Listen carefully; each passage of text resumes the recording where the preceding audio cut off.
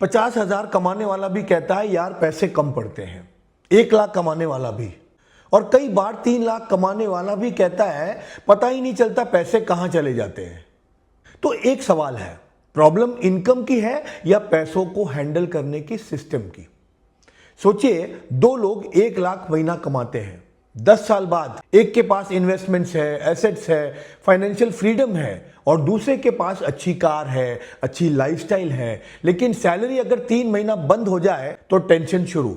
Difference क्या था? जरूरी नहीं इंटेलिजेंस का, जरूरी नहीं लक का, कई बार डिफरेंस होता है मनी हैबिट्स का। और इसी में छुपे हैं 7 मिडिल क्लास ट्रैप्स। ऐसे ट्रैप्स जो बिल्कुल नॉर्मल लगते हैं लेकिन क्वाइटली आपको वेल्थ क्रिएशन से दूर रख सकते हैं।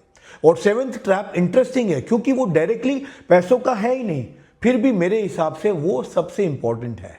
एक बात क्लियर कर दूं, मिडिल क्लास होना प्रॉब्लम नहीं है। मिडिल क्लास फैमिलीज ने हमें मेहनत, सेविंग्स, रिस्पॉन्सिबिलिटी और सिक्योरिटी सिखाई है। प्रॉब्लम तब होती है जब सिक्योरिटी की आदत ग्रोथ का डर बन जाए। तो चलिए शुरू करते हैं। पहला है ईएमआई ट्रैप। सैलरी बढ़ी, फोन अपग्रेड, प्रमोशन मिला, कार अपग्रेड, फिर बिगर टीवी, बिगर हाउस, बेटर हॉलीडेज। प्रॉब्लम ये चीजें नहीं है। प्रॉब्लम तब है जब हर इंक्रीमेंट के साथ एक नई ईएमआई पैदा हो जाए। मान लीजिए आप 1 लाख कमा रहे हो और 70,000 रुपया खर्च कर रहे हो। इनकम बढ़कर 1.5 लाख रुपए हो गई, वंडरफुल। लेकिन कुछ महीनों के बाद लाइफस्टाइल भी अपग्रेड हो गई और एक्सपेंसेस आपके हो गए 1.25 लाख रुपए। अब देखिए क्या हुआ, इनकम 50% बढ़ती है लेकिन फाइनेंशियल फ्रीडम ऑलमोस्ट वही है। इसी को लाइफस्टाइल इन्फ्लेशन कहते हैं। और इसका ट्रैप ये है, आपको लगता है कि आप रिचर हो रहे हैं क्योंकि आपका लाइफस्टाइल रिचर दिख रहा है। मैं ये नहीं कह रहा कि अच्छी कार मत खरीदिए, ट्रैवल मत कीजिए, बिल्कुल कीजिए। पैसा कमाने का मजा भी तो लेना चाहिए। बस एक रूल याद रखिए, लाइफस्टाइल को इनकम से थोड़ा धीरे बढ़ने दीजिए। हर इंक्रीमेंट को ईएमआई में मत बनाइए, कुछ इंक्रीमेंट लाइफस्टाइल को दीजिए और कुछ फ्यूचर वाले आपको, क्योंकि एक दिन ऐसा नहीं होना चाहिए कि आपके पास सब कुछ हो, बस चॉइस की फ्रीडम ना हो। और इसी से जुड़ा है ट्रैप नंबर 2। नंबर 2, रिच दिखने का ट्रैप। एक क्विक टेस्ट करते हैं। ट्रैफिक सिग्नल पर 2 लोग खड़े हैं, एक 30 लाख की कार में और दूसरा 8 लाख की कार में। कौन ज्यादा वेल्दी है? सच ये है कि हमें पता ही नहीं, क्योंकि कार दिखती है, लोन नहीं, वॉच दिखती है, क्रेडिट कार्ड बिल्स नहीं, हॉलिडे दिखती है लेकिन बैंक बैलेंस नहीं, रिचनेस दिखती है और वेल्थ अक्सर नहीं दिखती। सोशल मीडिया ने इस ट्रैप को और बड़ा कर दिया है। आप घर पर चाय पी रहे हो, इंस्टाग्राम खोला, कोई मालदीव्स जा रहा है, किसी की नई कार, किसी का 5 स्टार डिनर, और सडनली आपकी परफेक्टली नॉर्मल लाइफ थोड़ी कम लगने लगती है। प्रॉब्लम एक्सपेंसिव चीज खरीदना नहीं है, प्रॉब्लम है स्टेटस खरीदने के लिए अपनी फाइनेंशियल फ्रीडम बेच देना। अमीर दिखने के लिए पैसा खर्चा करना पड़ता है, वेल्दी बनने के लिए कई बार पैसा न खर्चा करने की हिम्मत चाहिए। इसीलिए अगली बार कोई एक्सपेंसिव चीज खरीदने से पहले एक सवाल पूछिए, अगर किसी को पता ही ना चले कि मेरे पास ये चीज है तो क्या फिर भी मैं इसे खरीदूंगा? अगर आंसर यस है तो एंजॉय इट, अगर नो है तो हो सकता है आप प्रोडक्ट नहीं अप्रूवल खरीद रहे हैं। और अब तीसरा ट्रैप, ये सबसे इंटरेस्टिंग है क्योंकि जो चीज हमें ट्रैप करती है वही बचपन से हमें अच्छी हैबिट के नाम पर सिखाई गई है। नंबर 3, सिर्फ सेविंग करने का ट्रैप। बचपन से सुना है बेटा पैसा बचाया करो, बिल्कुल सही है, सेविंग जरूरी है। इमरजेंसी आए, जॉब चली जाए, अनएक्सपेक्टेड एक्सपेंसेस आ जाए, सेविंग आपको प्रोटेक्ट करती है। लेकिन प्रॉब्लम एक वर्ड में है, सिर्फ सेव करना। देखो, सेविंग का काम है प्रोटेक्शन, इन्वेस्टिंग का काम है ग्रोथ। मान लीजिए आपके पास 10 लाख है, 10-15 साल बाद भी नंबर 10 लाख ही है। पैसा टेक्निकली गया नहीं, लेकिन क्या उसकी परचेजिंग पावर सेम होगी? नहीं। वो पूछता है कि मेरा सेव्ड पैसा मेरे लिए क्या कर रहा है। इमरजेंसी फंड अलग रखिए, शॉर्ट टर्म गोल्स अलग, और लॉन्ग टर्म मनी को अपने गोल्स और रिस्क के हिसाब से ग्रो करने का मौका दीजिए। स्टॉक्स ही जरूरी नहीं है, म्यूचुअल फंड है, रिटायरमेंट प्रोडक्ट्स है, डेट इंस्ट्रूमेंट्स है, प्रॉपर्टी, बिजनेस, ऑप्शंस अलग अलग हो सकते हैं लेकिन प्रिंसिपल एक ही है। सिर्फ आप पैसों के लिए काम मत कीजिए, धीरे धीरे पैसों को भी अपने लिए काम पर लगाइए। अब तक के ये 3 ट्रैप्स ऑब्वियस लग सकते हैं, लेकिन ट्रैप नंबर 4 में एक आदमी बाहर से फाइनेंशियली सक्सेसफुल दिख सकता है, good salary, savings, investment, EMI भी टाइम पर, सब परफेक्ट है। बस एक प्रॉब्लम है, अगर कल उसकी सैलरी बंद हो गई तो उसकी इनकम भी ऑलमोस्ट बंद हो जाएगी, क्योंकि उसकी फाइनेंशियल लाइफ की गाड़ी में सिर्फ एक इंजन है। Trap number 4, one income source. एक अच्छी सैलरी बहुत कंफर्टिंग होती है, हर महीने फिक्स डेट पर पैसा अकाउंट में, EMI set, expenses set, investment set, life predictable. लेकिन एक सवाल पूछिए, अगर कल ये सैलरी आना बंद हो जाए तो आपकी दूसरी इनकम कहां से आएगी? यही प्रॉब्लम है, कई लोग इनकम बढ़ाने का सिर्फ एक तरीका ही जानते हैं, सैलरी बढ़ाओ, प्रमोशन, इंक्रीमेंट, जॉब चेंज, फिर प्रमोशन। ये सब अच्छा है, लेकिन वेल्दी लोग एक और सवाल पूछते हैं, मैं इनकम के और इंजन्स कैसे बना सकता हूं? इन्वेस्टमेंट इनकम हो सकती है, rental income, side business, freelancing, digital product, कोई स्किल जिससे मोनेटाइज किया जा सके। एक इनकम सोर्स कंफर्टेबल हो सकता है, लेकिन वल्नरेबल भी होता है। एरोप्लेन भी मल्टीपल इंजन्स और बैकअप सिस्टम के साथ डिजाइन किया जाता है। आपकी फाइनेंशियल लाइफ में भी धीरे धीरे बैकअप इंजन बनाइए, क्योंकि वेल्थ सिर्फ ज्यादा कमाने का नाम नहीं है, ऑप्शन क्रिएट करने का नाम भी है।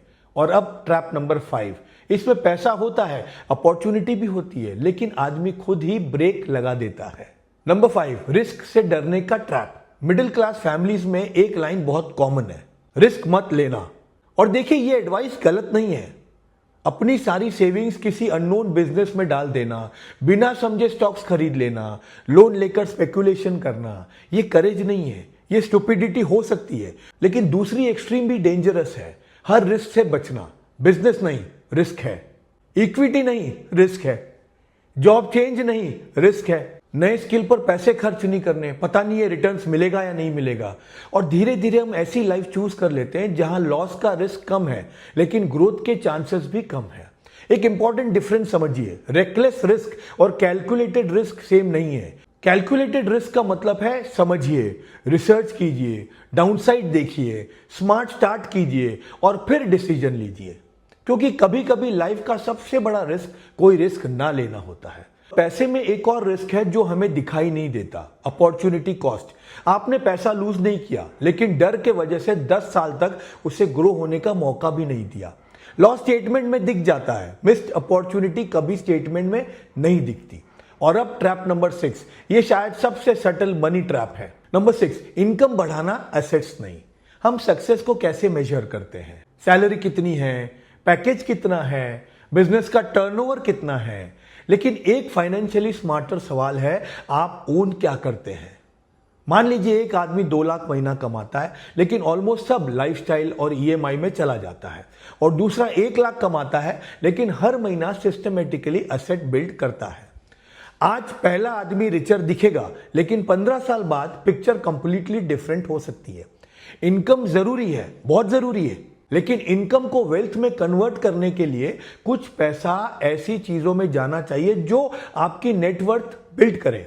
Investments, business ownership, income generating property, retirement corpus या कोई प्रोडक्टिव एसेट।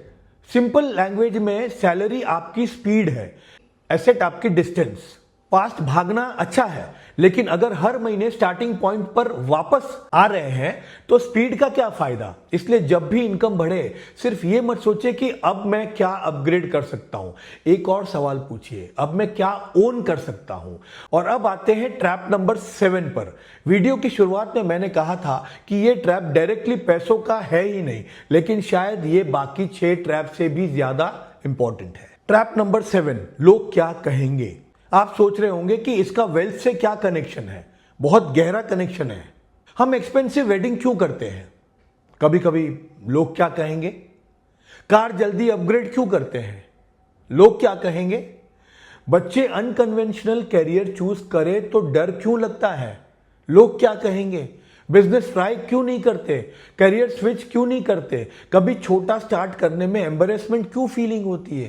क्योंकि लोग क्या कहेंगे। और आयरनी देखिए, जिन लोगों को इंप्रेस करने के लिए हम फाइनेंशियल डिसीजंस ले रहे हैं, वो हमारी ईएमआई नहीं भरने वाले, वो हमारे लिए रिटायरमेंट फंड क्रिएट नहीं करेंगे, वो हमारे फाइनेंशियल स्ट्रेस में हमारा साथ नहीं देंगे। फिर भी उनके ओपिनियन हमारे फाइनेंशियल डिसीजंस कंट्रोल करते हैं।